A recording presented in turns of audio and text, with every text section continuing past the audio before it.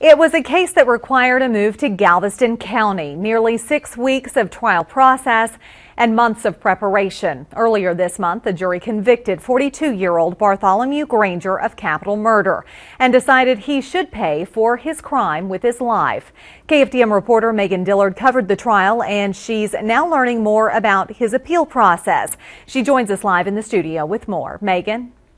Well, Bartholomew Granger had the right to an appeal the second the judge handed him the jury's decision, the death penalty. The process could take years. A jury convicted Granger of capital murder in the shooting death of 79-year-old Minnie Ray Sebolt during a shooting spree at the Jefferson County Courthouse March 14th. Prosecutors say Granger tried to kill his daughter and her mother after the pair testified against him in an aggravated sexual assault case. He shot both women that day and another woman in the hand. Minnie Sebolt died at the courthouse. The trial in Galveston lasted 6 weeks. Nearly 6 weeks, jurors heard from doctors who said Granger was competent to stand trial even though he had several outbursts in court.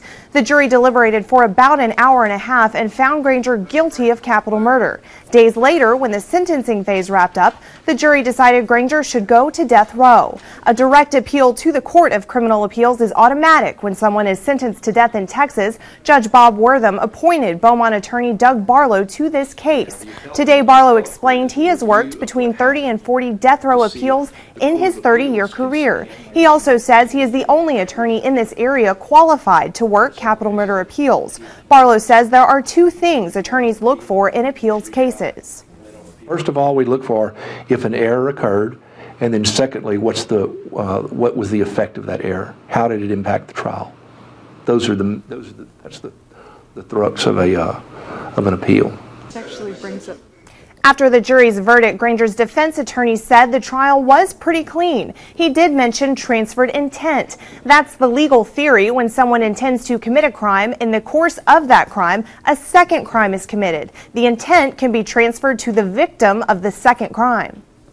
That may be a novel issue in this particular case because capital murder is a result-oriented crime, and it has some unique characteristics in the law of what comprises capital murder. Well, I asked Doug Barlow what would happen if Granger decided he doesn't want to go through the appeals process. Barlow says he has never seen that happen because it's an automatic process by law. To learn more about the appeals process, log on to our website, KFDM.com. Reporting live in the studio, Megan Dillard, KFDM 6 News.